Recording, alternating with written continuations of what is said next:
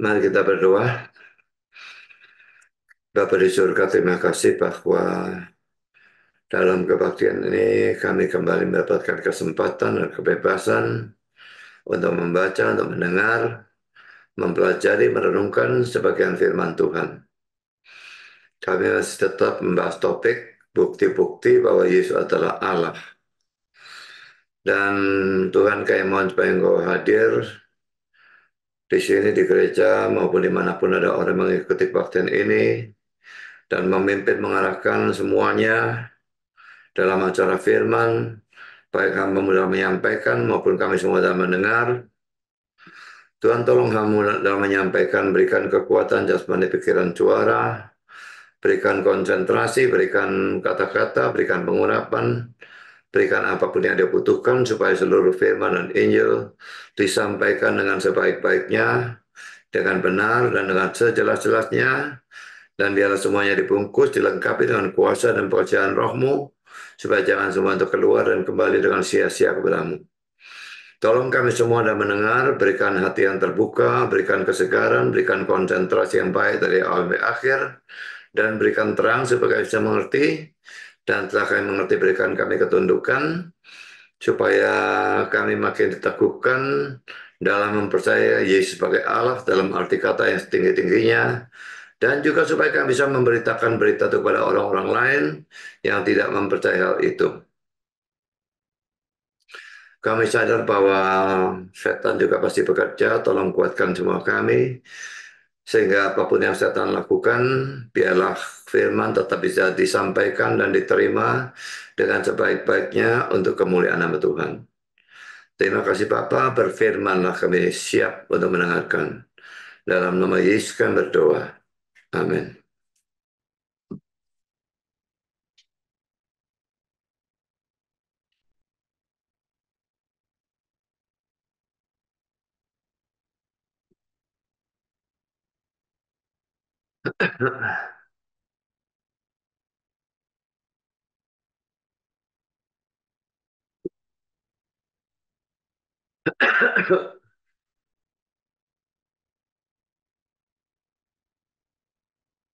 Em,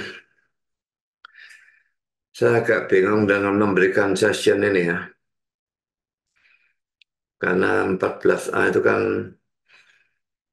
membicarakan sifat-sifat.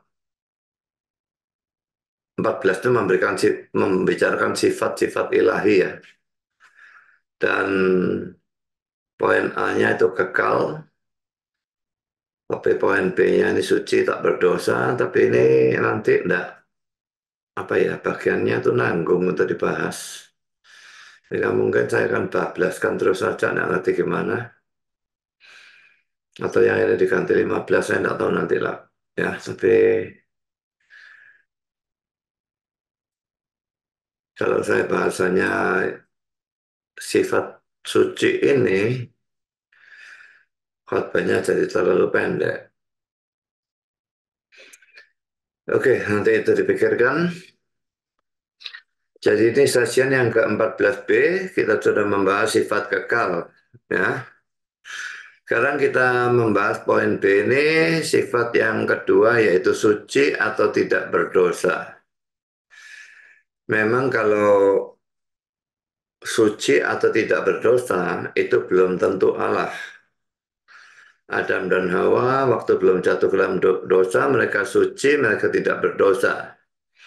Malaikat-malaikat yang sampai sekarang ini masih tetap malaikat, itu juga suci atau tidak berdosa. Tapi kalau dibalik, nggak bisa ya.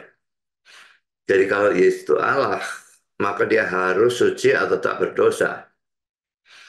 Dan malaikat-malaikat atau Adam dan Hawa, sekalipun mereka suci atau tidak berdosa sebelum kejatuhan, mereka tidak bisa disebut sebagai Allah. Ya, jadi kalau Allah harus suci, tapi kalau suci belum tentu Allah gitulah ya. Sekarang saya akan menunjukkan ayat-ayat yang mendukung hal ini. 2 Korintus 5 ayat 21. Dia yang tidak mengenal dosa telah dibuatnya menjadi dosa karena kita, supaya dalam Dia kita dibenarkan oleh Allah. Dia yang tidak mengenal dosa, itu yang saya tekankan ya. Jadi ini menunjukkan Dia suci.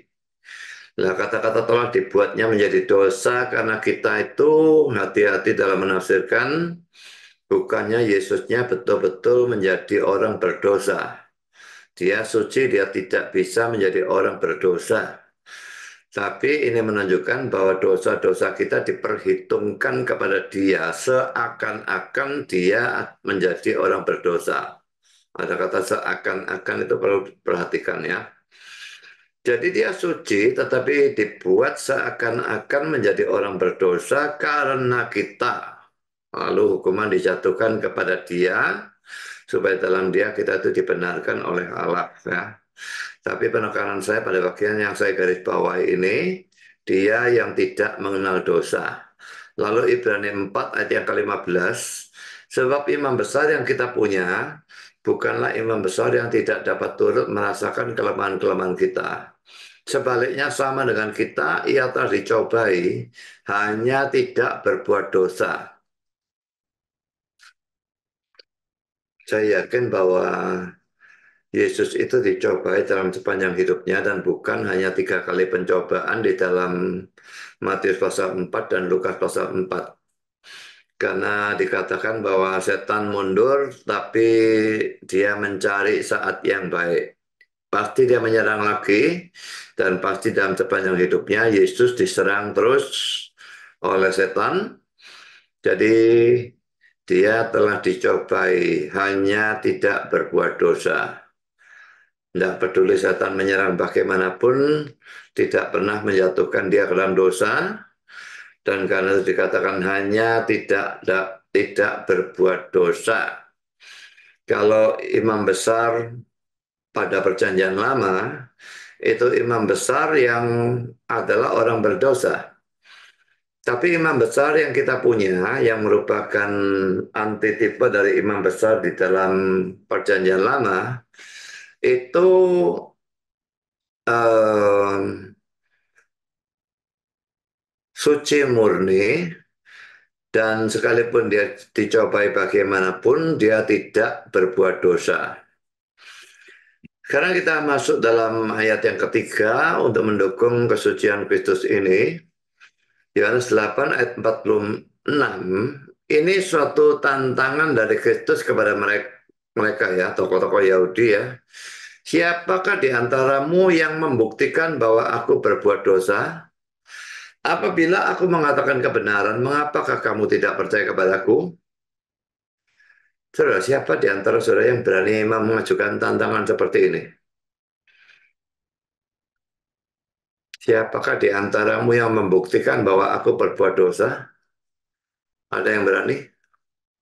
Apalagi melakukan sayembara. Yang bisa buktikan aku berbuat dosa, aku kasih duit 1 miliar. Berani apa tidak? Mereka akan sewa detektif pribadi untuk terus buntuti kita, selidiki kehidupan kita, dan saya kira tidak akan butuh waktu lama. Paling banter 1-2 hari, mereka akan temukan begitu banyak dosa dalam kehidupan kita. Tapi Yesus berani menantang ini. Siapakah di antaramu yang membuktikan bahwa aku berbuat dosa? Dan tidak ada satu yang menanggapi tantangan ini. Karena mereka tidak bisa menemukan satu dosa pun dalam diri Kristus.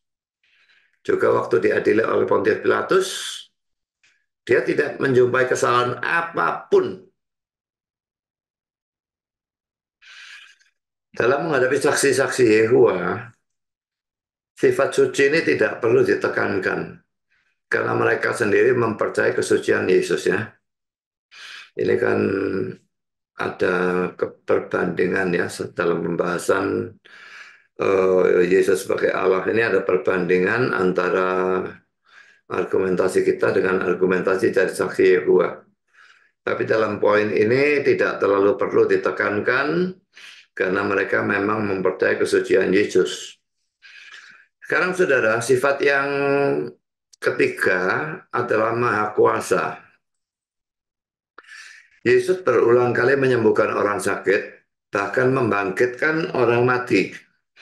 dan juga melakukan mujizat-mujizat lain seperti menenangkan badai, berjalan di atas air, mengubah air menjadi anggur, memberi makan 5 roti 5.000 orang. 5.000 orang itu laki-lakinya tok ya, dengan hanya menggunakan 5 roti dan 2 ikan, mengusir setan dan sebagainya. Dan mujizat-mujizat Yesus yang begitu banyak di dalam keempat Injil itu pun menurut Yohanes, bagian terakhir dari Injil Yohanes, itu tidak diceritakan semua. Kalau mau diceritakan semua, dia katakan agaknya semua kitab di dunia ini tidak bisa menampung saking banyaknya mujizat-mujizat yang dilakukan oleh Yesus. Saya akan menyoroti satu mujizat yang dilakukan oleh Yesus, yaitu menenangkan badai ya. Matius 8 ayat 26b. Lalu bangunlah Yesus menghardik angin dan danau itu, maka danau itu menjadi teduh sekali. Dan saya ingin bandingkan dengan Mazmur 89 ayat 9 dan 10. Ya Tuhan Allah semesta alam, siapakah seperti Engkau? Engkau kuat ya Tuhan, dan kesetiaanmu ada di sekelilingmu.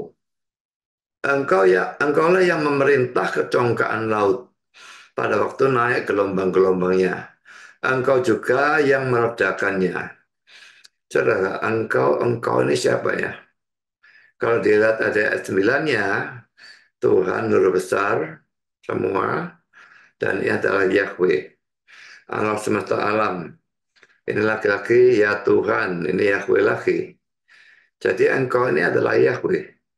Jadi ayat yang berlaku untuk Yahweh, dikatakan Yahweh itu memerintah kecongkaan laut pada waktu naik gelombang-gelombangnya, dan Yahweh juga yang meredakannya. Ini sekarang dilakukan oleh Yesus. Yesus menghardik angin dan danau, maka danau itu menjadi teduh sekali.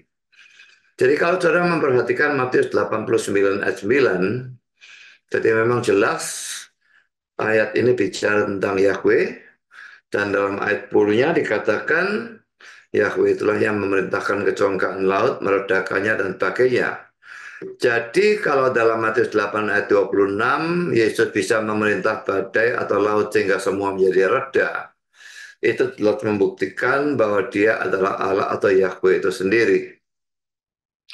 Saksi Yehova mengatakan, menjawab argumentasi kita ini ya, dengan mengatakan bahwa nabi-nabi dan rasul-rasul juga banyak yang bisa menyembuhkan orang sakit, bahkan membangkitkan orang mati, dan melakukan mujizat. Memang bukan semua nabi dan semua rasul ya. Kalau rasul-rasul mungkin semua, tapi kalau nabi-nabi tidak semua. Ada dan Yohanes Pembaptis misalnya tidak pernah melakukan satu tanda pun. Jadi tidak bisa dikatakan bahwa kalau seseorang itu nabi atau rasul, dia harus bisa melakukan mujizat. Sama sekali tidak. Karena Yohanes Pembaptis jelas-jelas diakui sebagai nabi, baik oleh orang-orang Israel atau Yahudi, maupun oleh Yesus sendiri. Tetapi dia tidak pernah melakukan satu tanda pun. Ya, kalau nabi itu yang penting dia mendapatkan wahyu dari Allah dan dia menyampaikan wahyu itu kepada orang-orang lain. Kalau hanya menerima wahyu tapi tidak menyampaikan, itu bukan nabi. Kalau tidak mendapatkan wahyu tapi menyampaikan, itu nabi palsu. Jadi nabi harus mendapatkan wahyu dari Tuhan dan menyampaikan. Dua-dua itu harus ada. Ya. Sekarang saya tunjukkan kutipan dari kata-kata saksi Yehova ini. Apakah mujizat-mujizat yang dilakukan Yesus membuktikan bahwa ia adalah Allah? Kisah Rasul 10 ayat 34, 38, 34 dan 38. Lalu mulailah Petrus berbicara katanya tentang titik-titik tentang Yesus dari Nazaret titik-titik Allah mengurapi dia dengan Roh Kudus dan dengan kuat kuasa. Dia titik-titik berkeliling sambil berbuat baik dan menyembuhkan semua orang yang dikuasai iblis sebab Allah menyertai dia. ada 3 titik-titik ini ya. Ini kan ngutip ayat. Kenapa enggak mau ngutip semua? Ada titik-titik, titik-titik, titik-titik. Ini sudah harus membuat kita curiga. Saksi gua seringkali mengutip sebagian sehingga artinya menjadi berbeda dari arti sesungguhnya. Seandainya dikutip seluruhnya. Saya teruskan ya, kurung buka. Jadi Petrus tidak menyimpulkan dari mujizat-mujizat yang ia lihat bahwa Yesus adalah Allah, tapi sebaliknya bahwa Allah menyertai Yesus. Bandingkan Matius 16 ayat 16 dan 17. Titik-titik lagi. Nabi-nabi pra-Kristen seperti Elia dan Elisa mengadakan mujizat-mujizat yang sama seperti yang dilakukan Yesus. Namun hal itu bukan bukti bahwa mereka adalah Allah. Sekarang saya akan jawab omong kosong ini ya. Pertama, saudara, kalau kitab suci mengatakan bahwa Yesus bisa melakukan mujizat-mujizat karena penyertaan Allah atau dengan kuasa Roh Kudus. Kisah 10 ayat 38 bandingkan Matius 12:28 dan Lukas 5:17. Nanti kita baca ayat-ayatnya. Maka ayat-ayat itu menekankan Yesus sebagai manusia. Ya, manusia bisa melakukan mujizat karena penyertaan Allah dengan kuasa Roh Kudus. Ya. Sekarang kita lihat ayatnya ya, Kisah 10 ayat 38, yaitu tentang Yesus dari Nazaret. Bagaimana Allah mengurapi dia dengan Roh Kudus dan kuat kuasa. Dia yang berjalan berkeliling sambil berbuat baik dan menyembuhkan semua orang yang dikuasai iblis. Sebab Allah menyertai dia. Ya, jadi dia bisa menyembuhkan dan sebagainya itu karena Allah menyertai dia. Ini menunjukkan Yesus ditekankan sebagai manusia. Sekarang kita lihat ayat yang kedua, yaitu Matius 12 ayat 28. Tetapi jika aku mengusir setan dengan kuasa Roh Allah, maka sesungguhnya kerajaan Allah sudah datang kepadamu. Laki-laki dia mengusir setan dengan kuasa Roh Allah. Dan ini menunjukkan dia ditekankan sebagai manusia. Lalu Lukas 5 ayat yang ke-17, pada suatu hari ketika Yesus mengajar, ada beberapa orang Farisi dan ahli Taurat duduk mendengarkannya. Mereka datang dari semua desa di Galilea dan Yudea dan dari Yerusalem. Kuasa Tuhan menyertai dia. Nah, lupa memberikan garis bawah ini. Sehingga ia dapat menyembuhkan orang sakit. Ya, laki-laki kuasa Tuhan menyertai dia, berarti dia ditekankan sebagai manusia. Tetapi saudara, pada ayat-ayat di mana keilahiannya yang ditekankan, maka dia dikatakan melakukan mujizat-mujizat dengan kuasanya sendiri. Saya berikan contoh Yohanes 10 ayat 17-18. Bapa mengasihi aku oleh karena aku memberikan nyawaku untuk menerimanya kembali. Tidak seorang pun mengambilnya daripadaku, melainkan aku memberikannya menurut kehendakku sendiri. Aku berkuasa memberikannya dan berkuasa mengambilnya kembali. Inilah tugas yang kuterima dari Bapakku. Aku berkuasa memberikan nyawaku, aku berkuasa mengambilnya kembali. Di sini tidak ada aku berkuasa mengambilnya kembali karena penyertaan Roh Kudus atau apapun, tidak ada. Dia yang berkuasa. Karena itu ayat ini menjadi dasar dari doktrin bahwa Yesus itu bukan hanya dibangkitkan, tapi dia bangkit sendiri.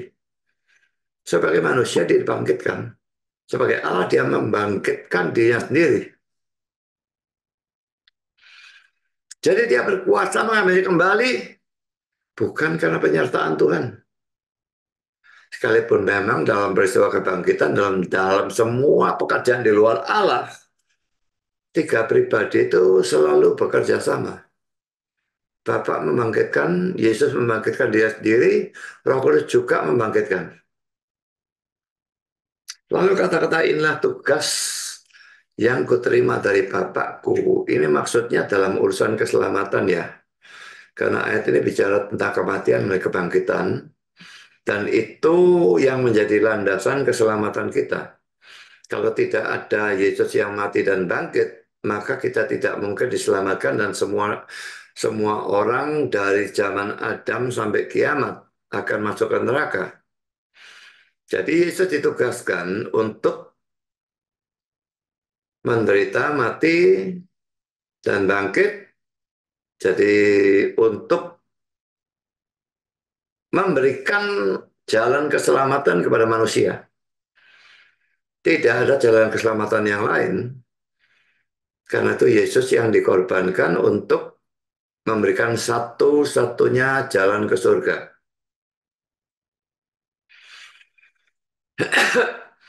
Sekarang poin kedua. Lihatlah bagaimana saksi-saksi palsu Yehova ini mengutip kitab suci secara kurang ajar. Saya sudah tunjukkan tadi titik-titik itu ya. Mereka hanya mengambil kisah 10 ayat 34 38-nya yang kelihatannya menguntungkan pandangan mereka, dan itu pun tidak dikutip secara lengkap. Sekarang mari kita baca seluruh konteks mulai ayat 34 sampai dengan ayat 39 dari Kisah Rasul pasal 10. Kisah 10, 34 sampai 39. Lalu mulailah Petrus berbicara. Ini Petrus dengan Cornelius dan sebagainya ya. Sesungguhnya aku telah mengerti bahwa Allah tidak membedakan orang. Ya, dia tidak membeda-bedakan bangsa ini, bangsa itu ya. Setiap orang dari bangsa manapun yang takut akan dia dan yang mengamalkan kebenaran, berkenan kepadanya.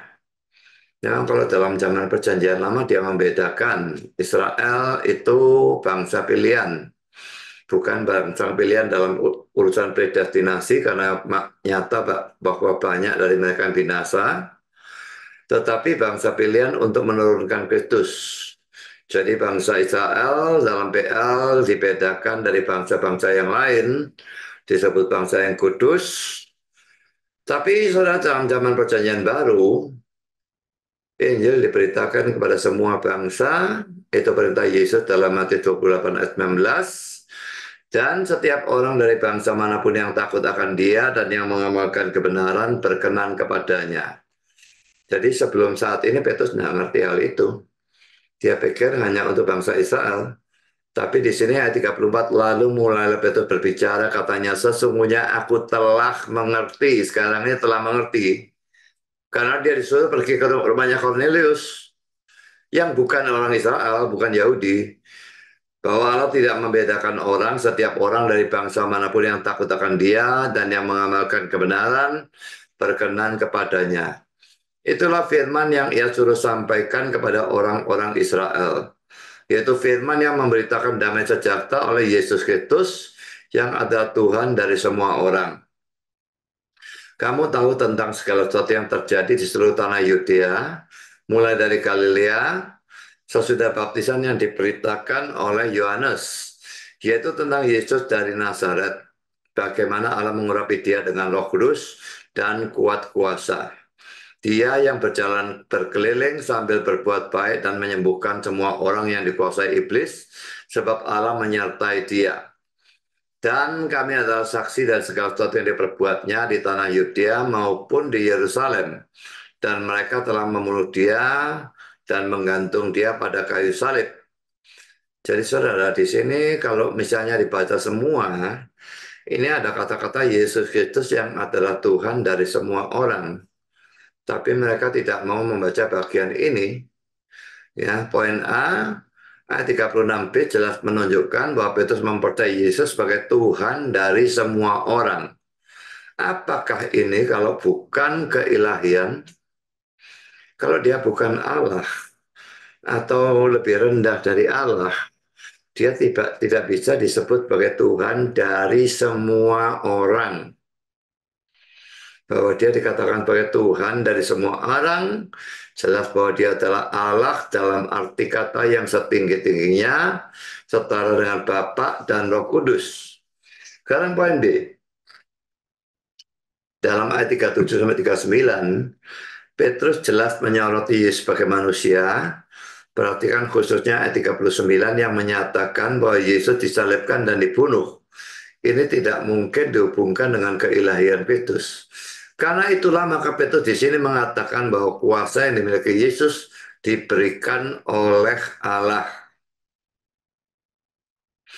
Jadi peninjauan dari sudut manusia itu terlihat sekali karena dia disalibkan dan dibunuh. Tapi saksi-saksi Yehova tidak mengutip sampai ayat 39. Mereka cuma 34 dan 38, itu pun sepotong-sepotong. Jadi ini laki-laki membuktikan kelicikan mereka di dalam mengutip ayat. Karena kalau saudara membaca buku-bukunya saksi Yehova, hati-hati dalam pengutipan ayat sebagian, atau juga kalau mereka mengutip dari siapapun lah ya, dari Encyclopedia Britannica, atau dari William Barclay, atau dari siapapun juga, selalu cari sumber kutipannya dan baca secara lengkap. Karena ini notorious ya, notorious itu terkenal buruk si saksi Yehova ini di dalam melakukan kutipan. Mereka melakukan kutipan sebagian sehingga artinya menjadi sangat berbeda dengan kalau dikutip seluruhnya atau dibaca seluruhnya. Saya punya banyak sekali contoh di dalam percobaan itu, tapi tidak akan saya berikan di sini karena bukan tempatnya. Karena poin yang ketiga adalah omong kosong bahwa nabi-nabi seperti Elia dan Elisa mengatakan mujizat-mujizat yang sama seperti yang dilakukan Yesus. Ini yang sekarang itu saya berikan warna hijau ya. Mujizat-mujizat yang sama seperti yang dilakukan Yesus. Elia dan Elisa memang melakukan banyak mujizat. Tapi kalau dikatakan mengadakan mujizat-mujizat yang sama seperti yang dilakukan oleh Yesus, itu adalah omong kosongnya orang tolol. Tidak ada seorang nabi atau rasul pun yang bisa menandingi Yesus dalam hal melakukan mujizat. Baik dalam hal banyaknya mujizat yang dilakukan, maupun dalam hal hebatnya mujizat yang dilakukan. Banyak itu sudah saya katakan ya, em, sekalipun dalam keempat Injil itu sudah banyak, tetapi itu belum semua diceritakan. Yohanes pasal 20, ayat yang ke-30. Memang masih banyak tanda lain yang dibuat Yesus di depan mata murid-muridnya yang tidak tercatat dalam kitab ini. Tapi semua yang tercantum di sini telah dicatat supaya kamu percaya bahwa Yesuslah Mesias Anak Allah dan supaya kamu oleh imanmu memperoleh hidup dalam namanya. Jadi bukan tujuan Alkitab menceritakan semua mujizat-mujizat Yesus. Tapi yang diceritakan semua yang diceritakan itu cukup untuk membuat kita tuh bisa percaya bahwa Yesus itu adalah Mesias, Anak Allah, dan supaya kita oleh iman kita kepada Dia memperoleh hidup, maksudnya hidup kekal. Kalau ini sudah cukup, untuk apa seluruh mujizat yang lain diceritakan? Tidak perlu. Juga dalam Yohanes pasal 21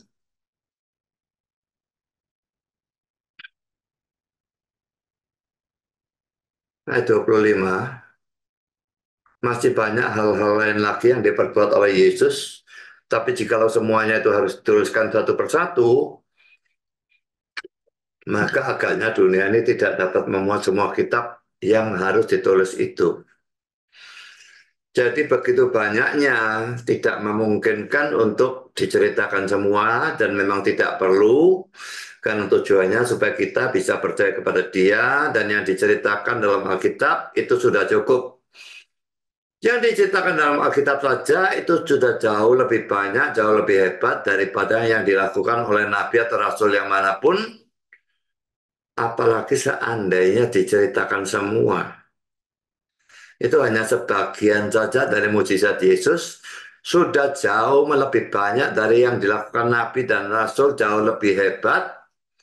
Seandainya diceritakan semua, ya sudah tambah lagi dan tidak ada perbandingannya sama sekali.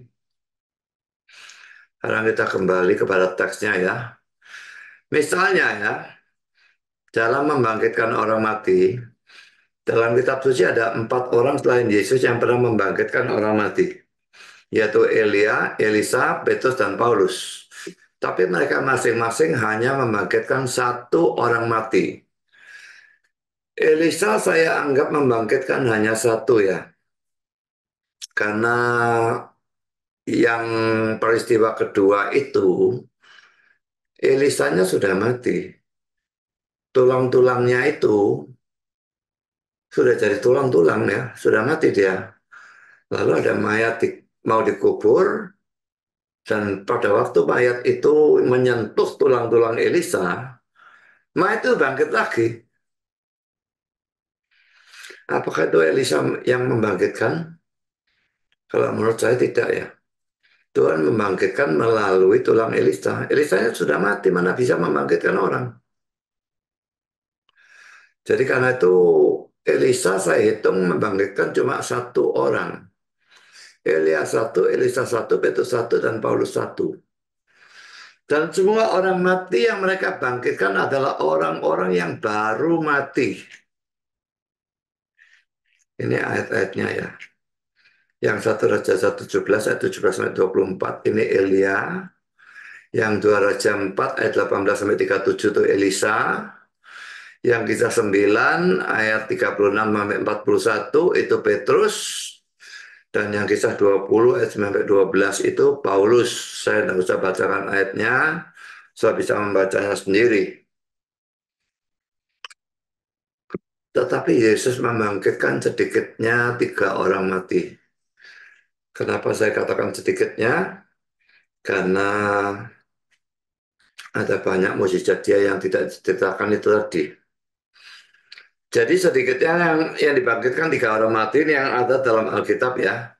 Markus 5, 21 sampai 43, Lukas 7 ayat 17, 11 sampai 17, dan Yohanes 11, 1 sampai 44, ini Lazarus di Yohanes 11 ini. Dan salah satu di antaranya sudah mati selama 4 hari. Lazarus dalam Yohanes 11. Dan yang seperti ini tidak pernah dilakukan oleh nabi atau rasul yang manapun juga. Mereka bangkitkan masing-masing satu, Yesus 3. Mereka bangkitkan semua yang baru mati. Itu memang tetap sudah tindakan yang luar biasa, mujizat yang luar biasa. Budi Asali tidak bisa membangkitkan biarpun orangnya baru mati 1 menit. Mereka bisa membangkitkan orang yang baru mati. Tapi mana bisa dibandingkan dengan Yesus yang membangkitkan Lazarus yang sudah mati 4 hari. Sudah membusuk itu. Tapi Yesus yang Maha Kuasa bisa membangkitkan. Jadi ditinjau dari banyaknya orang yang dibangkitkan, maupun hebatnya pembangkitannya, yang salah baru mati, yang sini sudah mati 4 hari, jelas bahwa rasul-rasul dan nabi-nabi manapun tidak bisa menandingi dia di dalam mujizat kebangkitan orang mati. Hal ini dinyatakan secara eksplisit oleh Yesus sendiri di dalam Yohanes 15 ayat yang ke-24 yang berbunyi sebagai berikut. Sekiranya aku tidak melakukan pekerjaan di tengah-tengah mereka, seperti yang tidak pernah dilakukan orang lain, mereka tentu tidak berdosa. Jadi kalau seandainya mujizat-mujizat Yesus itu sama saja dengan yang lain-lain, maka mereka tidak percaya kepada dia tidak berdosa. Tapi sekarang, walaupun mereka telah melihat semuanya itu, bahwa mujizat dia lebih banyak, lebih hebat dari nabi atau rasul manapun, namun mereka membenci baik aku maupun Bapakku. Sudah lihat mujizatnya yang luar biasa dan banyaknya bukan main, tetap mereka tidak percaya, maka mereka bukan cuma berdosa, tetapi sangat berdosa. Mereka sebetulnya diberikan suatu hak yang luar biasa. Hidup pada zaman Yesus, melihat dengan mata mereka sendiri mujizat-mujizat yang dilakukan oleh Yesus. Secara logika seharusnya mereka lebih gampang percaya daripada kita yang tahu mujizat Yesus hanya dari Alkitab. Tapi dari sana kita bisa melihat ya, orang melihat pun tidak akan percaya kalau iman itu tidak dianugerahkan kepada dia. Sebaliknya orang yang tidak melihat hanya tahu dari Alkitab. Kalau Tuhan menganugerahkan iman kepada dia, orang itu akan percaya. Dan kata-kata Yesus kepada Thomas itu perlu diperhatikan ya. Karena engkau melihat, maka engkau percaya. Berbahagialah orang yang tidak melihat, namun percaya. Jadi ditinjau dari sudut itu, Thomas baru percaya Yesus bangkit itu setelah dia melihat Yesus itu sendiri dengan mata kepalanya sendiri. Waktu dicerita teman-temannya dia tidak percaya. Kalau aku tidak cocokkan jariku dalam lubang bekas pakunya, tanganku di lambungnya bekas tombak, aku sekali-kali tidak akan percaya. Tapi Yesus menampakkan diri, baru dia percaya. Jadi setelah dia melihat, baru percaya. Berbahagialah orang yang tidak melihat, namun percaya. Kalau saudara hanya dari firman Tuhan, tidak pernah ketemu Yesus, tidak pernah melihat dia melakukan hal mukjizat apapun, hanya membaca dari kitab suci dan kita percaya, percaya bukan hanya bahwa dia melakukan banyak mukjizat dan mukjizat yang luar biasa, tapi percaya juga dia sebagai Allah dalam arti kata setinggi-tingginya. Dan karena itu dia bisa melakukan begitu banyak mukjizat dan mukjizatnya memang tidak bisa ditandingi oleh siapapun. Ya, jadi dia di sini secara eksplisit mengatakan dia melakukan pekerjaan di tengah-tengah mereka seperti yang tidak pernah dilakukan orang lain. Ya, mukjizatnya itu sedemikian rupa sehingga tidak ada orang lain yang melakukan seperti dia.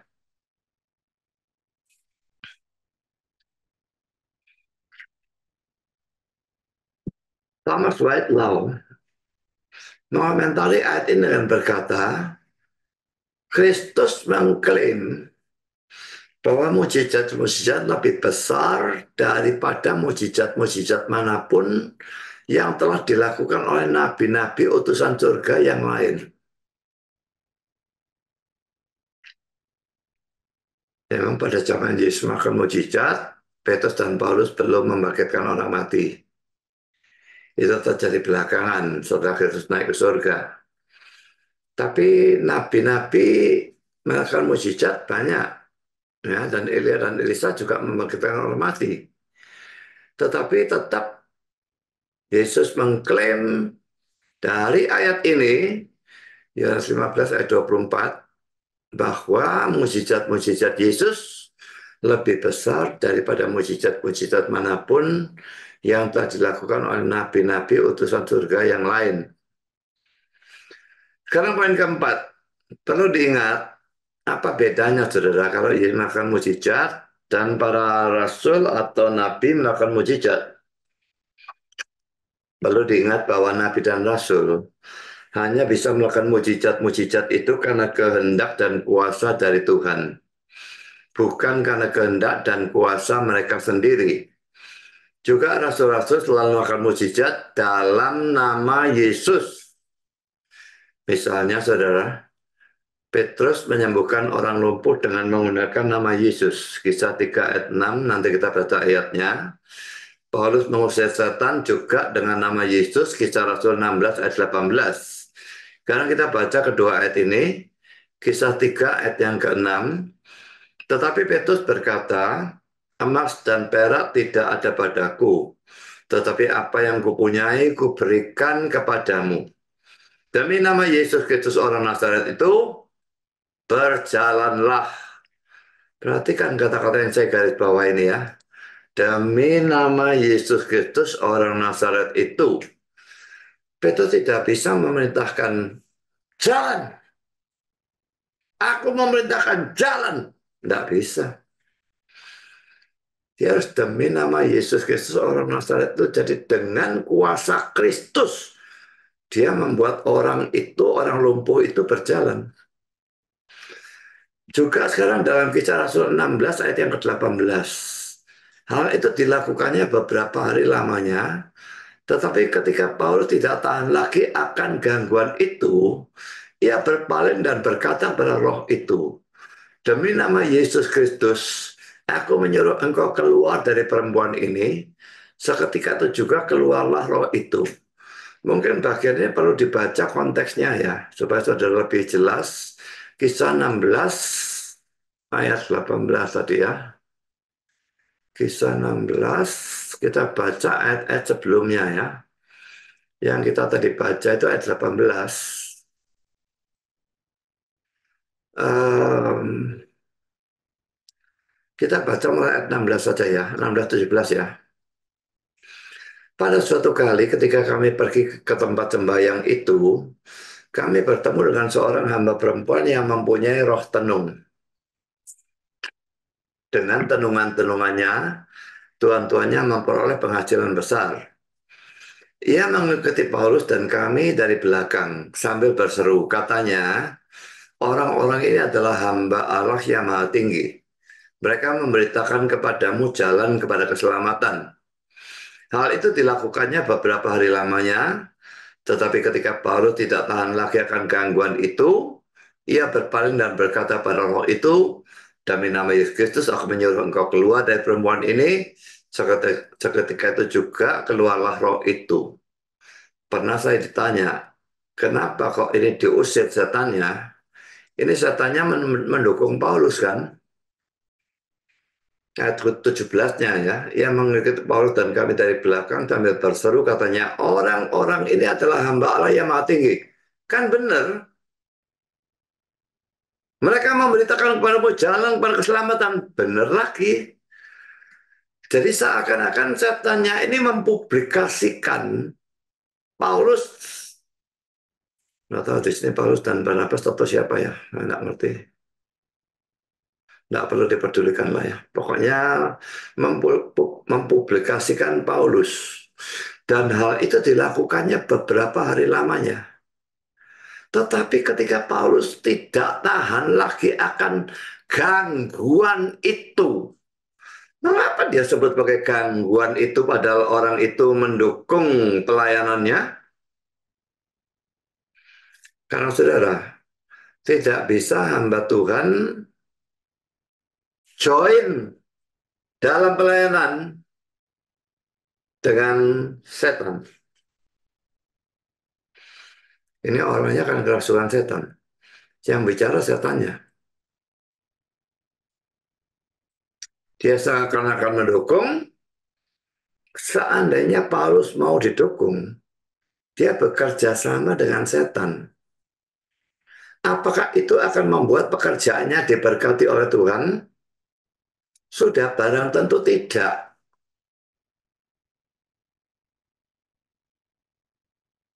Jangankan kita kerjasama dengan setan. Kita kerjasama dengan nabi palsu.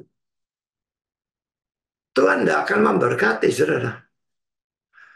Bagaimana terang bisa bersatu dengan gelap?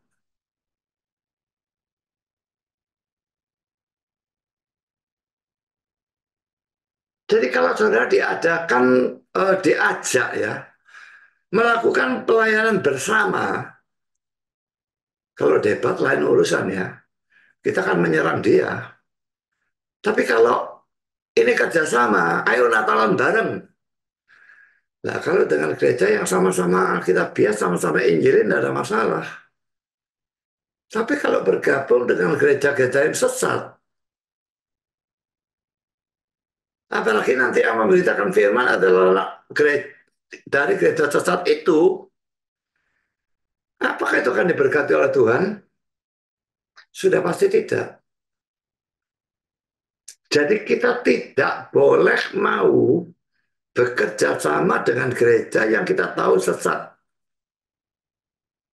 Dan saya sebagai hamba Tuhan tidak boleh mau bekerja sama dengan nabi palsu yang saya tahu jelas-jelas sesat. Lain kalau saya diundang ke gerejanya dia untuk khotbah. Saya tentu akan mau untuk Injili. Tapi bekerja sama beda dengan saya berkhotbah di sana. Natalan bersama, merayakan Paskah bersama. Tidak boleh mau bekerja sama dengan orang yang sesat atau gereja yang sesat atau nabi palsu. Nah, lebih-lebih di sini Paulus ini rasanya akan dalam tanda petik diajak bekerja sama oleh setan. Paulus tidak menganggap itu sebagai bantuan, dia menganggap itu sebagai gangguan. Dan karena itu dia tengking, tapi menengkingnya perhatikan demi nama Yesus Kristus, ya, demi nama Yesus Kristus. Karena itu mukjizat-mukjizat yang mereka lakukan tidak menunjukkan kemahakuasaan mereka. Tidak ada nabi dan rasul yang membangkitkan atau melakukan mukjizat dengan kuasanya sendiri. Dan dalam perjanjian baru selalu demi nama Yesus Kristus. Juga pada waktu setan mencegah pertemuan Paulus dengan jemaat Tesalonika, dalam 1 Tesalonika 2 ayat 18, Paulus berdoa kepada Bapa dan Yesus supaya membuka jalan untuk pertemuan itu. 1 Tesalonika 3 ayat 10 dan ayat 11. Kita akan baca kedua teks ini ya. 1 Tesalonika 2 ayat 18 dulu. Sebab kami telah berniat untuk datang kepada kamu. Aku, Paulus, malahan lebih dari sekali. Tetapi iblis telah mencegah kami. Dalam pasal 3 ayat 11, siang malam kami berdoa sungguh-sungguh supaya kita bertemu muka dengan muka dan menambahkan apa yang masih kurang pada imanmu. Ayat 11, pasal 3 ayat 11, kiranya Dia, Allah dan Bapa kita, dan Yesus Tuhan kita membukakan kami jalan kepadamu. Jelas bahwa Paulus sendiri tidak mempunyai kuasa atas setan. Dia mesti berdoa. Iblis menghalangi, dia mesti berdoa. Jadi minta pertolongan dari Allah kan, berdoa itu. Tapi Yesus melakukan mujizat atau pengusiran setan. Pertama poin A dengan kehendaknya sendiri. Kita baca Markus 1 ayat 41 dan Yohanes 5 ayat 21b. Markus 1-nya supaya jelas konteksnya saya baca mulai ayat 40. Seorang yang sakit kusta datang kepada Yesus. Sakit kusta itu tidak bisa disembuhkan ya pada zaman itu. Dan sampai berlutut di hadapannya ia memohon bantuannya. Katanya, kalau engkau mau, engkau dapat mentahirkan aku. Dari mana dia beriman seperti ini saya tidak tahu. Ya. Maka tergeraklah hatinya oleh belas kasihan. Lalu ia mengulurkan tangannya, menjamah orang itu dan berkata kepadanya, aku mau, jadilah engkau tahir. Apa dia berdoa, minta bantuan bapaknya? Tidak ada. Apa dia melakukan mujizat dalam nama Yahweh? Tidak ada. Cuma mengatakan, aku mau. Dan memerintahkan, jadilah engkau tahir. Tahir orangnya.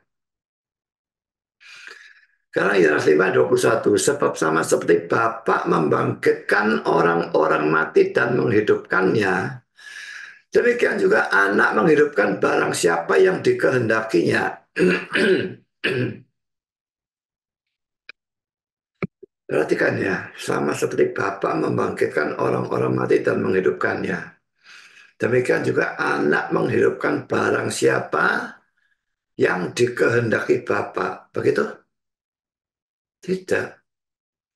Barang siapa yang dikehendakinya. Dan-nya ini adalah Yesus sendiri.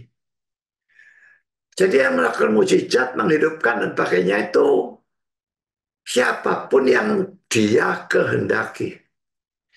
Memang kehendak Yesus sebagai Allah dan kehendak Bapa dan Roh Kudus itu masih satu kehendak. Tapi tetap di sini tekankan kehendaknya. Tidak perlu dia berdoa, tidak perlu dia melakukan minta tolong Bapaknya. Dia melakukan mujizat itu sesuai dengan kehendaknya. Sekarang kita masuk dalam poin B. Dengan kuasanya sendiri, tanpa menggunakan nama siapapun. Kalau tadi kan Paulus dan Petrus menggunakan nama Yesus ya, dalam nama Yesus dan sebagainya. Tapi kalau Yesus tidak pernah menggunakan nama siapapun, tidak juga nama Yahweh. Dia melakukan dengan kuasanya sendiri. Saya berikan contoh pada waktu Yesus menyembuhkan orang lumpuh dalam Yohanes pasal 5 ayat 8, lalu mengusir setan dalam Matius 8 ayat 28 sampai 32. Dia tidak menggunakan nama siapapun, tetapi dia langsung memerintahkan dan hal itu terjadi. Karena itu, ini menunjukkan kemahakuasaannya. Lah nabi-nabi dan rasul-rasul tidak bisa melakukan seperti yang dilakukan ini. Jadi sekalipun mereka makan mukjizat, mereka tidak bisa disebut sebagai Allah atau disetarakan dengan Allah. Tapi Yesus karena dia melakukan ini, dia beda dengan nabi dan rasul manapun yang melakukan mukjizat.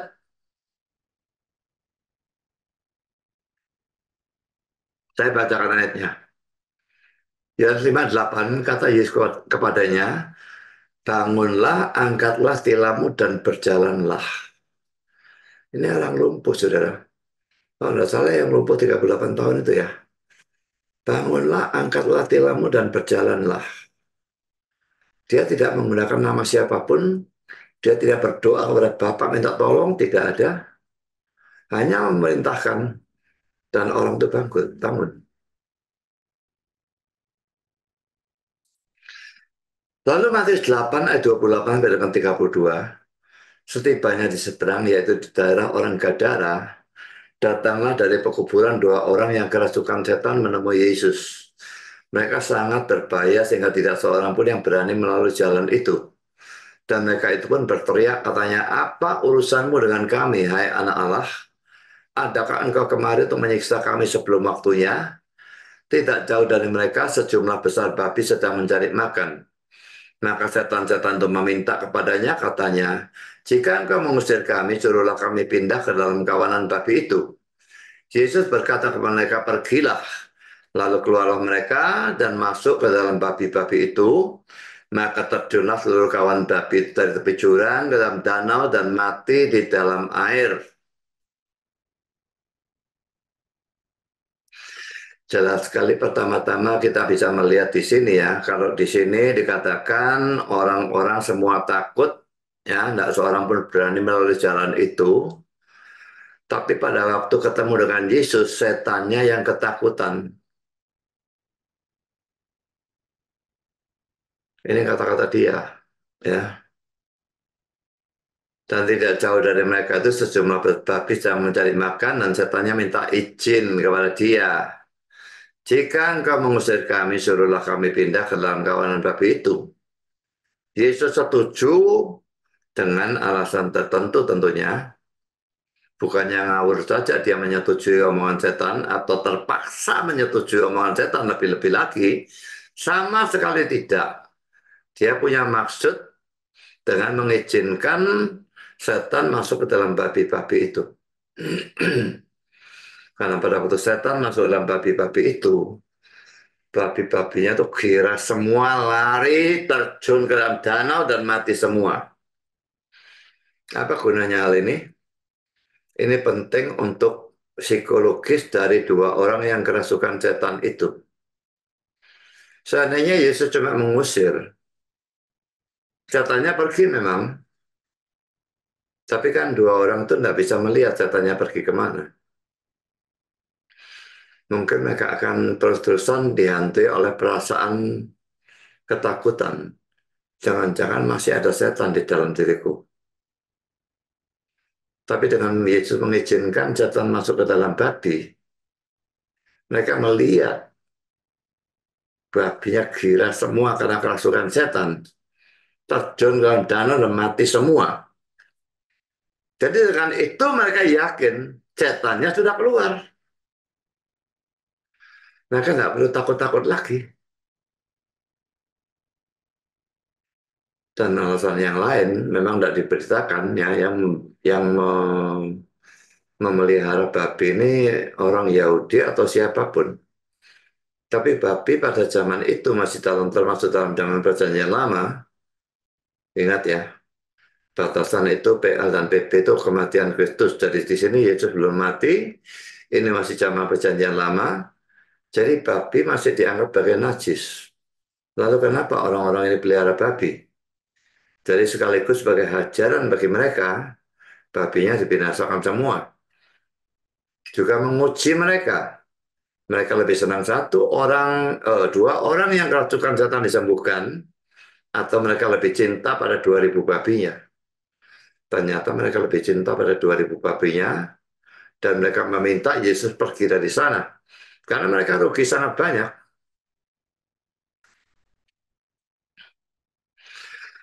Sekarang saya berikan tafsiran Calvin tentang Yohanes 15 ayat yang ke-24 tadi ya. Yohanes 15 ayat 24 yang tidak ada orang melakukan mujizat sama seperti dia ya. Ada suatu keberatan yang umum yang mengatakan bahwa ia tidak dapat melakukan mujizat-mujizat lebih banyak dan lebih besar daripada Musa dan nabi-nabi. Jawabannya cukup terkenal bahwa Kristus lebih unggul dalam mujizat-mujizat dalam hal ini, yaitu bahwa ia tidak semata-mata merupakan seorang pelayan seperti yang lainnya, tetapi secara ketat merupakan pencipta dari mujizat-mujizat itu. Karena ia menggunakan namanya sendiri, otoritasnya sendiri, dan kuasanya sendiri dalam melakukan mujizat-mujizat. Beda sama sekali dengan para rasul dan nabi yang melakukan mujizat. Jadi kalau Yesus melakukan mujizat, itu bukti dia Allah. Kalau rasul-rasul dan nabi-nabi melakukan mujizat, itu bukan bukti bahwa mereka adalah Allah. Dan dengan ini kita sudah menjawab argumentasi dari para saksi Yehova.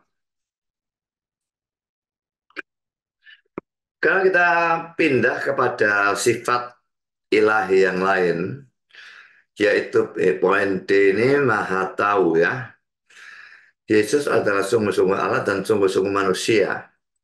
Dan karena itu dia mempunyai pikiran manusia dan pikiran ilahi, tapi dia cuma punya satu kesadaran. Pada waktu pikiran manusia yang muncul, dia tidak maha tahu. Bandingkan Matius 24 ayat 36, di mana dia mengatakan dia tidak tahu hari Tuhan. Tetapi pada waktu pikiran ilahinya yang muncul ke alam sadarnya, dia maha tahu. Dan inilah yang terjadi dengan ayat-ayat pada ayat di bawah ini. Kita lihat Matius 9 ayat 4. Tapi Yesus mengetahui pikiran mereka lalu berkata, mengapa kamu memikirkan hal-hal yang jahat di dalam hatimu? Ayat ini sebaiknya juga dilihat ayat sebelumnya. Matius 9.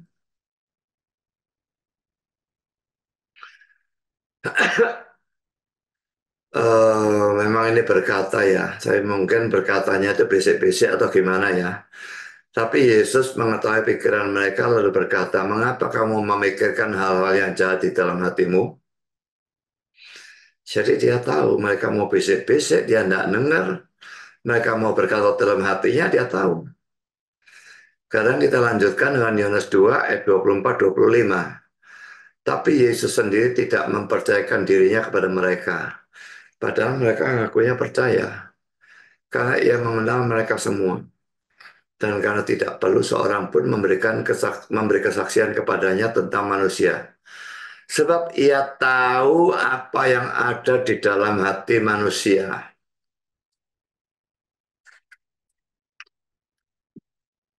Mungkin ini perlu dibandingkan dengan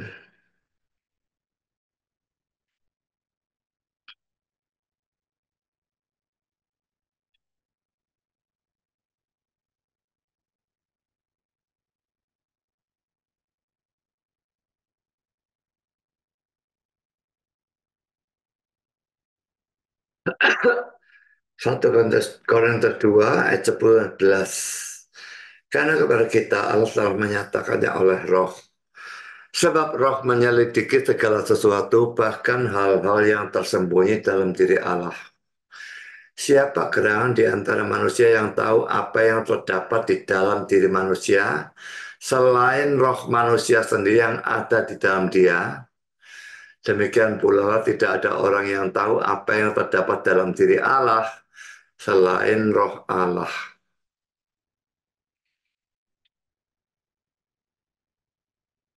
Siapa gerangan di antara manusia yang tahu apa yang terdapat dalam diri manusia selain roh manusia sendiri yang ada dalam diri dia. Tapi bagaimana di sini dikatakan Yesus tahu apa yang ada dalam hati manusia. Jelas ayat ini menunjukkan dia maha tahu. Karena Yohanes 6 ayat 64. Tetapi di antaramu ada yang tidak percaya. Percaya atau tidak percaya itu kita sukar menilai kan. Tapi Yesus tahu di antaramu ada yang tidak percaya. Sebab Yesus tahu dari semula siapa yang tidak percaya. Dan siapa yang akan menyerahkan dia.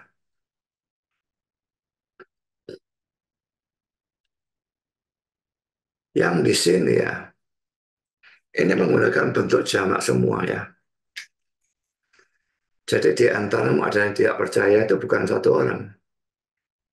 Tapi beberapa atau banyak orang. Sebab Yesus tahu dari semula siapa yang tidak percaya. Ini laki-laki bentuk jamak.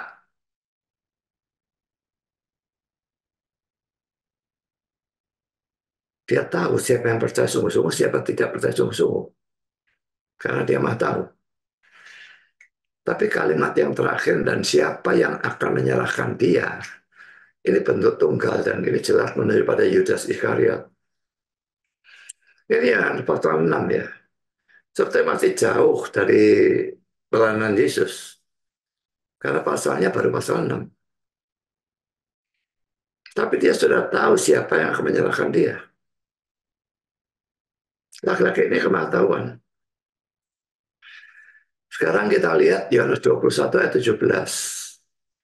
Kata Yesus kepadanya untuk ketiga kalinya, Simon anak Yohanes, apakah engkau mengasihi aku? Maka sedih hati Petrus. Karena Yesus berkata untuk ketiga kalinya, apakah engkau mengasihi aku? Saya yakin bahwa Yesus tanya tiga kali itu disesuaikan dengan penyangkalan Petrus tiga kali itu. Dan ia berkata kepadanya, Tuhan, engkau tahu segala sesuatu. Engkau tahu bahwa aku mengasihi engkau. Kata Yesus padanya, gembalakanlah domba-dombaku.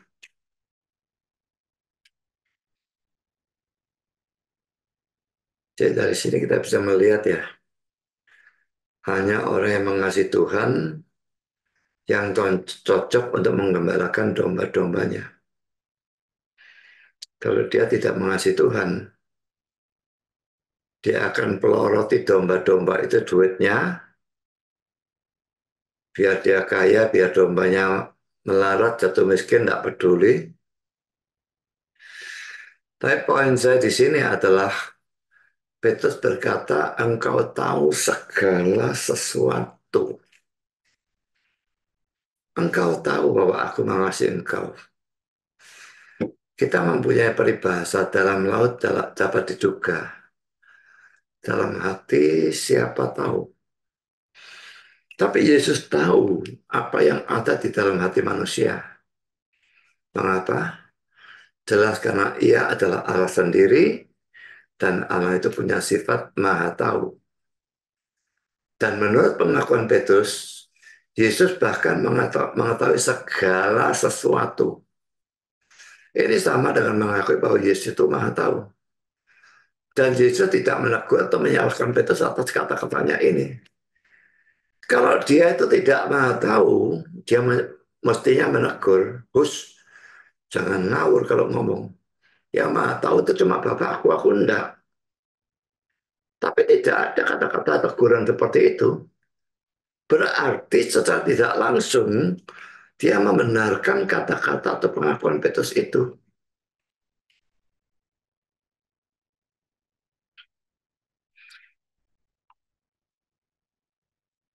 Sekarang kita masuk poin E. Sifat yang kelima yaitu Maha Ada. Maha Ada ini berarti dia ada dimanapun dan tidak ada tempat di mana dia tidak ada. Apakah dia ada di dalam diri orang kafir? Ada. Cuma sikapnya terhadap orang kafir itu berbeda dengan kalau dia ada di dalam diri orang Kristen. Apakah dia ada? Saya waktu berkata tentang Maha Ada ini ada orang yang bantah waktu di TikTok tuh ya. Jadi Yesus itu ada di septic tank. Septic tank kan tempatnya tai kan. Saya bilang ada. Apa yang bagi manusia itu menjijikkan? Loh kita ini jasmani. Dia rohani. Yang maha ada itu kan ilahinya kan. Itu roh. Jadi apakah septic tank itu kotor bagi dia? Tidak. Dan apa yang kalau diucapkan kepada kita merupakan suatu pujian. Kalau itu kata-kata yang persis sama diucapkan kepada Yesus, itu bisa merupakan penghinaan. Misalnya kalau saya berkata kepada saudara, saudara ini tak lihat-lihat tambah lama tambah pinter. Tambah lama tambah menguasai Alkitab. Nah itu satu pujian. Tapi kalau saya berdoa dan saya memuji Tuhan, Tuhan engkau adalah Tuhan yang tambah lama tambah pinter. Itu penghinaan. Berarti tadinya kurang pinter.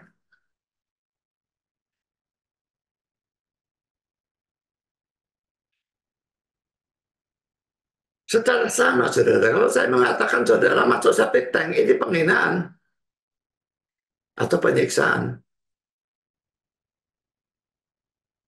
Tapi Allah masuk ke septic tank, ada di septic tank, itu justru kemuliaan dia karena menunjukkan dia maha ada.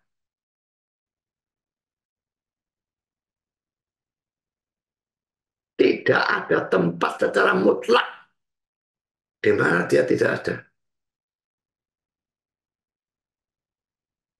Karena mari kita melihat kemahaadaan Yesus terlihat dari mana. Buktinya ya. Pertama di dalam Yohanes pasal 1 ya.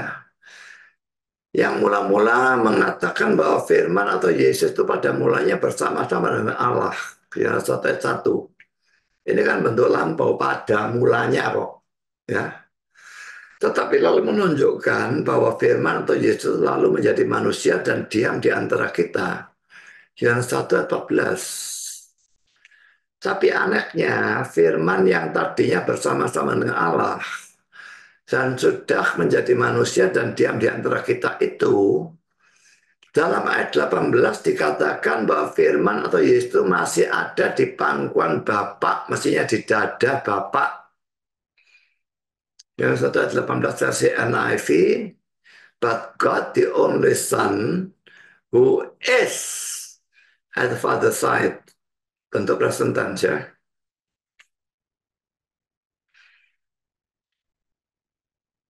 Jadi di surga turun ke dunia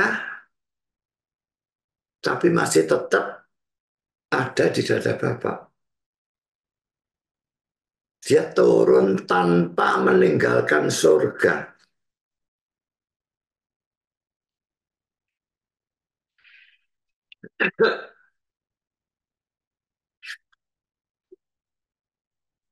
Yohanes 1 ayat 1, 14, 18. Pada mulanya adalah firman, firman itu bersama-sama dengan Allah, dan firman itu adalah Allah. Ayat 14, firman itu telah menjadi manusia dan diam di antara kita, dan kita telah melihat kemuliaannya, yaitu kemuliaan yang diberikan kepadanya sebagai anak tunggal Bapa, penuh kasih karunia dan kebenaran. Tidak seorang pun yang pernah melihat Allah, tetapi anak tunggal Allah yang ada di dada Bapa, dialah yang menyatakannya. Jadi sudah turun tapi tetap ada di surga.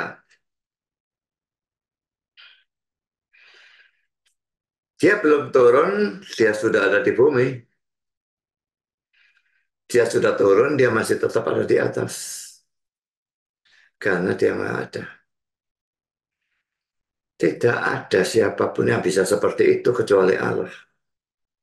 Bahkan malaikat, malaikat bisa bergerak cepat. Mungkin dia bisa pindah dari sini ke Amerika dalam waktu sekejap. Mungkin. Tapi dia tetap tidak bisa berada di sini. Malaikat yang sama ya. Berada di sini dan di Amerika pada detik yang sama. Tidak bisa. Kalau dia ada di sini, dia tidak ada di sana. Kalau dia ada di sana, dia tidak ada di sini. Saya sekarang ada di lantai 2 rumah saya. Kalau saya belum turun, saya tidak ada di bawah. Kalau saya sudah turun, saya tidak ada di atas. Tidak bisa saya ada di atas dan di bawah pada saat yang sama. Karena saya tidak maha ada. Tapi Yesus bisa karena dia maha ada. Dan itu membuktikan dia itu Allah. Lalu bukti-bukti yang lain bahwa dia maha ada adalah janji-janji yang dia berikan dalam beberapa ayat ini ya. Poin A, Matius 18 ayat 20. Sebab di mana 2 atau 3 orang berkumpul dalam namaku, di situ aku ada di tengah-tengah mereka. Beberapa orang berkumpul dalam namaku. Maksudnya mereka jelas orang Kristen ya. Berkumpul,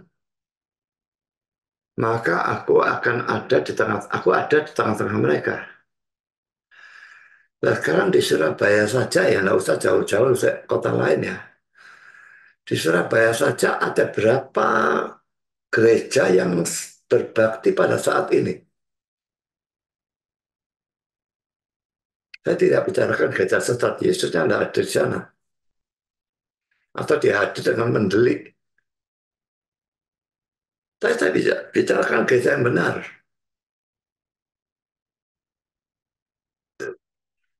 Yesus ada di sini, Yesus juga harus ada di sana. Sana lagi ada kebaktian lagi, ada di sana lagi. Ini baru Surabayanya. Apalagi kalau seluruh Indonesia, apalagi kalau seluruh dunia, di mana 2 3 orang berkumpul dalam namaku, di situ aku ada tengah-tengah mereka. Kalau dia tidak ada, dia tidak mungkin menghadapi janji ini dan dia pendusta. Tapi kita tidak percaya bahwa Yesus pendusta.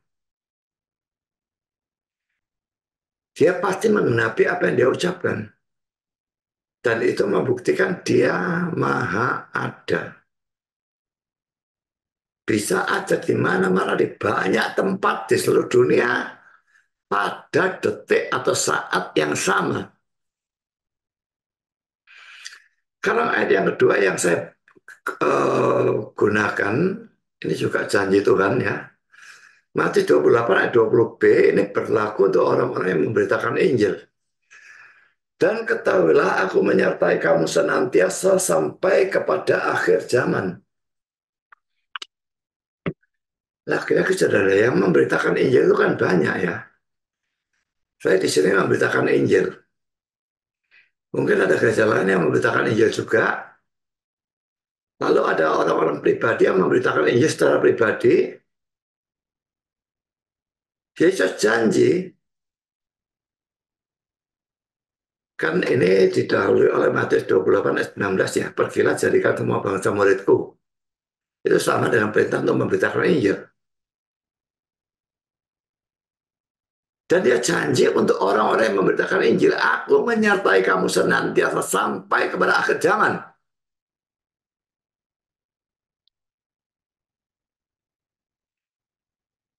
Kalau Yesus bukan Allah dan dia tidak maha ada, Dia berdusta dengan mengatakan ini karena dia tidak mungkin bisa melakukan hal ini. Tapi laki-laki kita tidak percaya bahwa dia berdusta. Dia menyertai setiap orang yang memberitakan Injil sampai akhir zaman. Berarti dia harus bisa ada di banyak tempat yang berbeda, dimanapun ada orang memberitakan Injil. Dan itu mengharuskan dia punya sifat maha ada. Dan sifat maha ada itu hanya Allah yang punya. Maka itu membuktikan dia sebagai Allah. Dalam arti kata yang setinggi-tingginya. Karena kita masuk dalam poin C, Yohanes 14 ayat 23. Jawab Yesus, jika seorang mengasihi aku, ia akan menuruti firman-Ku, dan Bapakku akan mengasihi dia, dan kami akan datang kepadanya dan diam bersama-sama dengan dia. Saudara, orang yang mengasihi Yesus itu kan ada banyak. Ya, mengasihi dan menuruti firman itu ada banyak.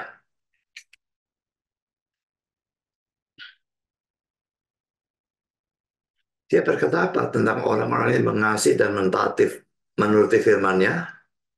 Kami itu Yesus dengan Bapa akan datang kepadanya dan diam bersama-sama dengan dia. Nah, kalau saya di sini adalah orang yang mengasihi Yesus dan menuruti firman-Nya, di gereja saat ini juga ada orang-orang yang mengasihi Yesus dan menuruti firman-Nya, dan di gereja-gereja lain juga ada banyak yang seperti di seluruh dunia ada banyak seperti itu. Dan Yesus janji kami, berarti aku dan Bapa, ya Yesus dan Bapa ya akan datang kepadanya dan diam bersama-sama dengan dia.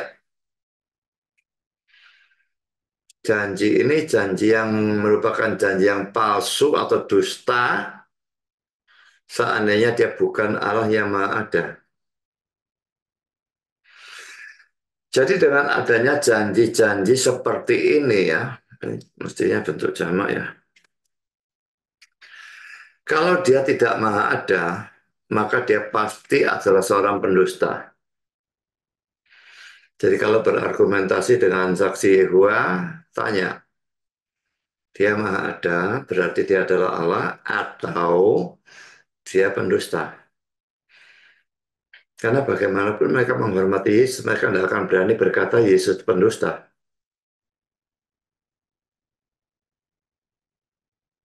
Kalau dia tidak Maha Ada, dia pendusta. Mereka jadi serba salah menjawab. Menjawab Maha Ada berarti Yesus Allah.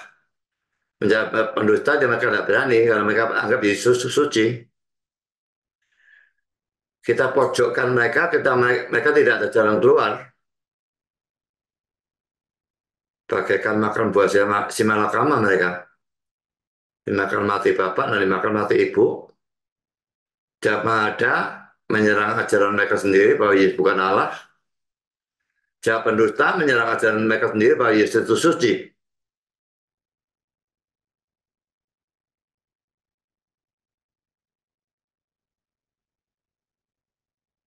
Sekarang poin F, sifat yang keenam.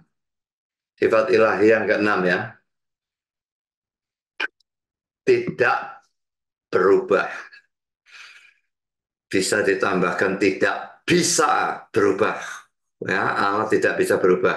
Ya, Allah tidak berubah itu ayatnya di sini Maliakhi 3 ayat 6, Mazmur 102 26 sampai 28, Yesaya 48 ayat 12 dan Yakobus 1 ayat yang ke-17. Kita akan baca satu persatu ya. Maliakhi 3 ayat 6, bahwasanya aku Tuhan atau Yahweh tidak berubah dan kamu Bani Yakub tidak akan lenyap. Ya, dikatakan secara eksplisit aku Yahweh tidak berubah ya. Sekarang mari kita lihat ayat selanjutnya, Mazmur 102, 26 dengan 28. Dahulu sudah kau letakkan dasar bumi dan langit adalah buatan tanganmu. Semuanya itu akan binasa, tetapi engkau tetap ada. Dan semuanya akan menjadi usang, berarti berubah ya, seperti pakaian. Seperti jubah, engkau akan mengubah mereka dan mereka berubah. Tetapi engkau tetap sama. Yang lain-lain ini ciptaan-ciptaan ini berubah semua. Tapi engkau tetap sama. Jadi Yesus dikontraskan dengan ciptaannya. Bumi, langit, dan sebagainya semua berubah. Tapi engkau tetap sama. Dan tahun-tahunmu tidak berkesudahan. Jadi laki-laki ayat 28 ini menunjukkan bahwa Yesus tidak bisa berubah. Allah tidak bisa berubah. Sekarang Yesaya 48 ayat yang ke-12. Dengarkanlah aku hai Yakub dan engkau Israel yang kupanggil. Akulah yang tetap sama. Akulah yang terdahulu. Akulah juga yang terkemudian. Jadi Allah ini berkata, akulah yang tetap sama. Allah memang tidak bisa berubah karena yang sempurna tidak bisa berubah. Menjadi tambah kuat tidak bisa karena itu membuktikan bahwa dia tadinya tidak maha kuasa. Menurun kekuatan juga tidak bisa karena sekarang dia tidak maha kuasa. Yakobus 1 ayat 17, setiap pemberian yang baik dan setiap anugerah yang sempurna datangnya dari atas, diturunkan dari Bapa segala terang. Padanya tidak ada perubahan atau bayangan karena pertukaran. Jadi Allah tidak bisa berubah itu karena kesempurnaannya. Karena itu jangan berkata bahwa Allah Maha Kuasa itu sama dengan Allah itu Maha Bisa. Ada hal-hal yang Allah tidak bisa lakukan. Allah tidak bisa berubah. Allah tidak bisa berhenti menjadi Allah. Allah tidak bisa menyangkal dia sendiri. 2 Timotius 2, 12-13 sudah bisa baca sendiri. Kalau dia berubah menjadi lebih buruk, itu menunjukkan dia tidak sempurna. Kalau dia berubah menjadi lebih baik, itu juga menunjukkan ketidaksempurnaannya, karena sempurna tidak bisa menjadi lebih baik.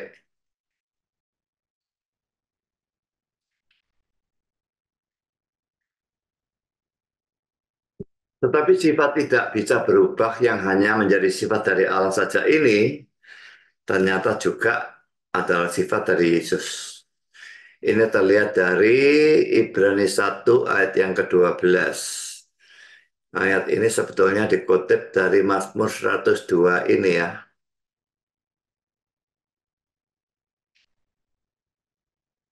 Tapi cuma ayat 28-nya ya. Oh, bukan. Seperti coba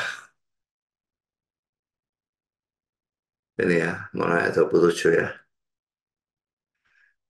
Jadi kalau mau lihat ya, mari kita lihat Ibrani pasal 1 saja ya. Ayat sebelumnya, ayat sudahnya. Ibrani pasal 1 ayat 11, mau ayat 10 ya. Nah ini memang kutipan dari Mazmur 102 tadi. Dan pada mulanya ya Tuhan, Engkau telah meletakkan dasar bumi dan langit adalah buatan tanganmu. Semuanya itu akan binasa, tapi Engkau tetap ada. Dan semuanya itu akan menjadi usang seperti pakaian. Seperti jubah akan Kau gulungkan mereka. Dan seperti persalinan mereka akan diubah. Tetapi Engkau tetap sama dan tahun-tahunmu tidak berkesudahan. Coba bandingkan dengan ayat yang di atas tadi. Ya, dahulu sudah kau letakkan dasar bumi, langit adalah buatan tanganmu, semuanya itu akan binasa, tapi engkau tetap ada, semuanya akan jadi usang seperti pakaian, seperti jubah engkau akan mengubah mereka, dan mereka berubah, tapi engkau tetap sama dan tahun-tahunmu tidak berkesudahan. Jelas sekali bahwa Ibrani 1 ayat 10-12 dikutip dari Mazmur 102 ayat 26 sampai dengan 28. Ya. Tapi sekarang di sini ini ditujukan kepada Yesus ya. Ini kata-kata di Albert Barnes. apa yang bisa dengan lebih jelas membuktikan bahwa iya tentang siapa hal ini dibicarakan tidak bisa berubah, tetapi ini secara tidak meragukan dikatakan tentang Mesias dan pasti menunjukkan bahwa ia adalah ilahi atau ia adalah Allah. Sifat-sifat ini tidak bisa diberikan pada makhluk ciptaan dan tidak ada yang bisa lebih jelas daripada bahwa ia yang menuliskan surat ini percaya bahwa anak Allah itu adalah ilahi atau adalah Allah. Tidak bisa berubah itu tidak bisa diberikan ya. Makhluk lain tidak ada yang bisa tidak berubah. Hanya Allah. Benda-benda juga tidak bisa. Semua berubah. Betul, ketidak bisa berubahannya membuktikan keilahiannya. Sekarang kita masuk dalam poin yang kedua, ayat yang juga menunjukkan Yesus tidak berubah, Ibrani 13 ayat 8. Yesus itu tetap sama, baik kemarin maupun hari ini dan sampai selama-lamanya. Tidak berubah Yesusnya. Ini menunjukkan bahwa dia itu adalah Allah sendiri.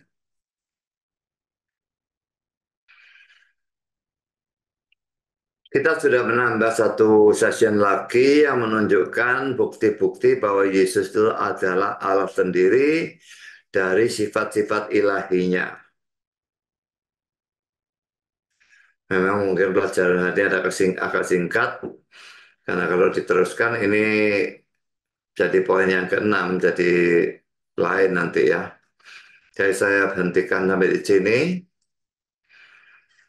Dan semoga setiap saudara bisa percaya bahwa Yesus adalah Allah, yang sudah percaya imannya diteguhkan, dan bisa dan mau memberitakan berita ini kepada orang-orang yang tidak mempercayai Yesus sebagai Allah, seperti orang-orang Muslim, lalu um, Unitarian, Saksi Yehua, dan sebagainya.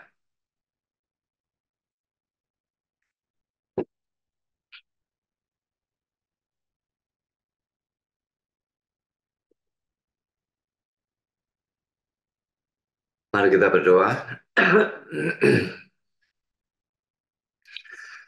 Bapa di surga, kami bersyukur bahwa kami sudah mendengar satu session lagi tentang bukti-bukti bahwa Yesus adalah Allah. Dan ini dengan memperhatikan dan membahas sifat-sifat ilahi yang dimiliki oleh Yesus, yang membuktikan bahwa dia betul-betul adalah Allah sendiri dalam arti kata yang setinggi-tingginya. Tolong semua kami percaya hal itu, yang sudah percaya untuk diteguhkan, dan tolong kami semua untuk bisa menggunakan bahan ini untuk memberitakan Injil kepada orang-orang yang lain yang tidak mempercayai bahwa Yesus adalah Allah dalam arti kata yang setinggi-tingginya. Terima kasih Bapa, dalam nama Yesus kami berdoa. Amin.